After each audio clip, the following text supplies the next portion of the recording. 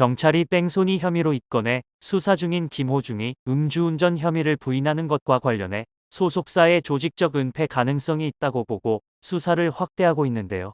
보도에 따르면 경찰은 김호중이 사고를 낸 이후 소속사 관계자들이 증거인멸 등을 위해 조직적으로 움직인 정황을 포착하고 위계에 의한 공무집행방해 혐의를 적용하는 방안을 검토 중입니다. 이 혐의가 입증되고 죄질이 불량하다고 법원이 판단할 경우 징역 5년 이하의 실형을 선고받을 수 있는데요. 음주운전이 아니었다면 단순 접촉 사고로 끝났을 것이고, 음주운전이었다고 하더라도 정직하게 바로 시인을 했다면 음주운전 처벌 정도로 끝났을 일입니다. 그리고 몇 개월 자숙하다가 아무 일 없었다는 듯이 활동을 했을지도 모르죠. 현재 경찰은 김호중의 소속사 생각엔터테인먼트의 이광득 대표로부터 김호중의 옷으로 바꿔 입고 대신 자수해달라고 매니저에게 지시했다는 취지의 진술을 받아낸 상태인데요.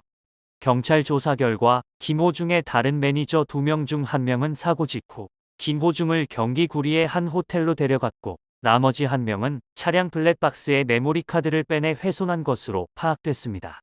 김호중이 머무른 호텔은 영화 등을 즐길 수 있는 빔 프로젝터가 설치된 이른바 콘텐츠 호텔로 입구가 좁고 으슥한 편이었고, 매니저 이름으로 예약된 것으로 조사됐습니다. 또한 김호중은 퇴실 시간으로 정해진 오전 11시보다 약 1시간 일찍 퇴실한 것으로 알려졌습니다. 경찰은 이 같은 정황으로 볼 때 이 대표와 매니저들이 조직적으로 증거를 인멸하고 김호중의 범행을 은폐했을 가능성이 있다고 보고 있는데요. 경찰은 주점 동석자와 직원들을 불러 조사하는 한편 소속사 사무실과 이 대표의 자택을 압수수색해서 확보한 자료와 김호중이 있었던 유흥주점의 CCTV 영상 등을 분석 중입니다. 또한 술잔에 입은 갖다 댔지만 마시진 않았다고 진술한 것에 대해서도 의혹이 이어지고 있는데요. 소속사 관계자는 김호중은 술 대신 17차를 마셨다고 했습니다. 사고를 낸 건 운전 미숙 때문이었고, 직후 달아난 건 충격 탓에 심한 공황에 빠졌기 때문이었다고 했죠. 그리고 김호중을 대신해 경찰에 허위 자수한 매니저 A씨가 김호중 육촌 누나의 전 남편인 것까지 밝혀졌는데요. 김호중의 전 육촌 매형이 사태 수습을 위해 나섰다가 되레이를 키운 것입니다. 앞서 A씨는 김호중의 육촌 누나와 결혼 이후 생각엔터테인먼트에 입사한 것으로 알려졌습니다. 육촌 누나와 이혼 후에도 계속 생각엔터테인먼트 매니저로 일해온 것으로 전해졌는데요. 그리고 이 대표는 김호중의 소속사 대표이자 그와 어렸을 때부터 오랜 기간 같이 살았던 친척 형이기도 하죠.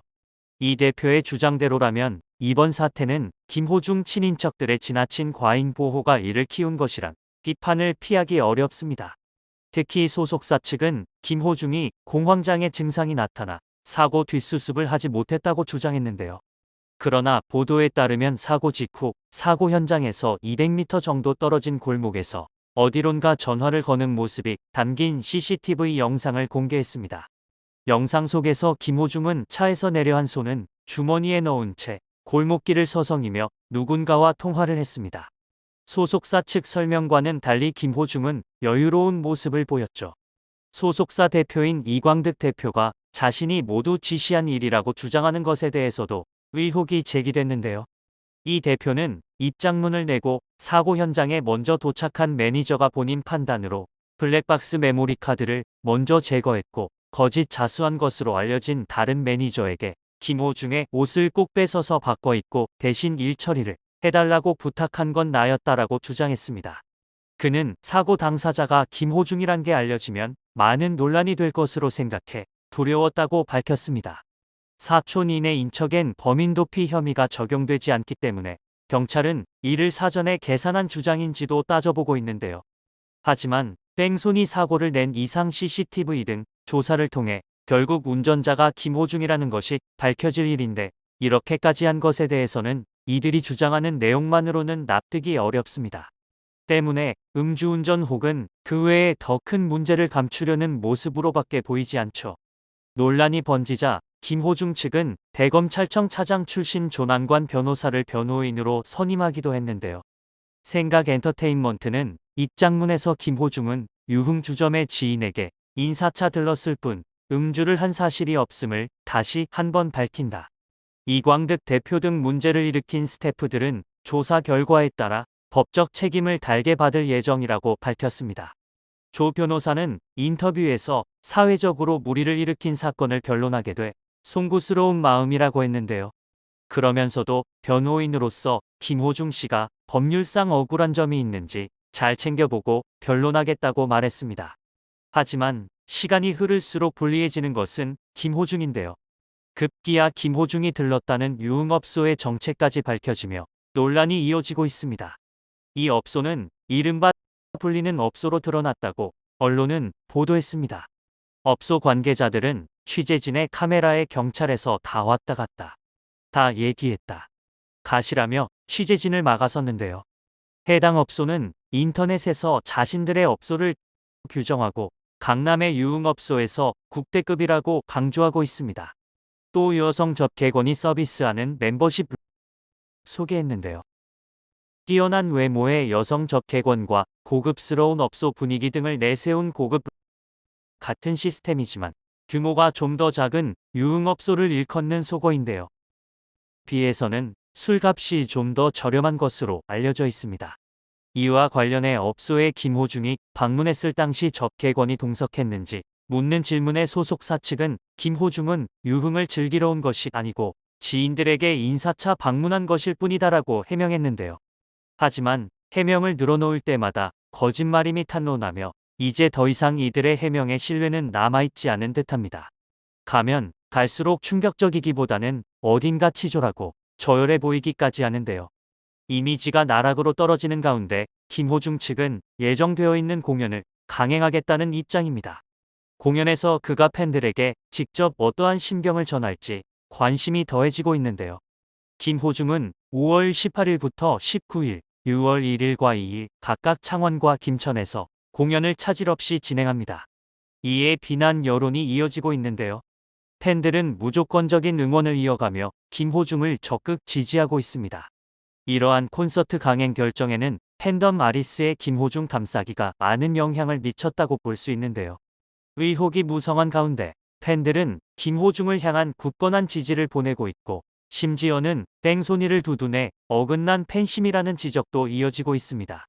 또한 영혼 보내기를 자처하는 등 과도한 팬심을 드러내고 있습니다. 범죄 혐의에 대해 김호중 측이 인정한 상황에서도 무조건적인 응원을 이어가고 있는 일부 팬들의 태도는 대중의 질타를 받고 있는데요. 팬들의 김호중 감싸기는 유구한 역사를 자랑합니다. 데뷔 이래 매니저와의 분쟁부터 병역 특혜 의혹, 전 여자친구 구타 의혹에 휩싸여 해명에 나선 데 이어 불법 도박 논란을 인정하고 사과했을 당시에도 팬들은 김호중의 잘못을 채찍질하기보다는 옹호하고 지지하기 바빴습니다. 이번도 마찬가지인데요. 다만 팬들에게는 통할지 몰라도 대중에게는 그렇지 않았습니다. 소속사의 말도 안 되는 입장문을 이해하는 것은 김호중의 팬뿐일 것입니다. 지금까지 그래왔듯 그의 잘못을 합리화하고 용서하고 앞으로의 활동을 지지해줄 팬이 있다면 활동은 계속할 수 있습니다. 하지만 이번에는 의혹이 아닌 범죄 혐의인데요. 팬들만 쉬쉬한다고 해서 넘어갈 일이 아니죠. 선을 넘은 논란에 대중도 더 이상 무관심에 그치지만은 않을 것으로 보입니다. 이미 비난의 화살은 김호중을 옹호하는 팬들에게까지 돌아갔습니다.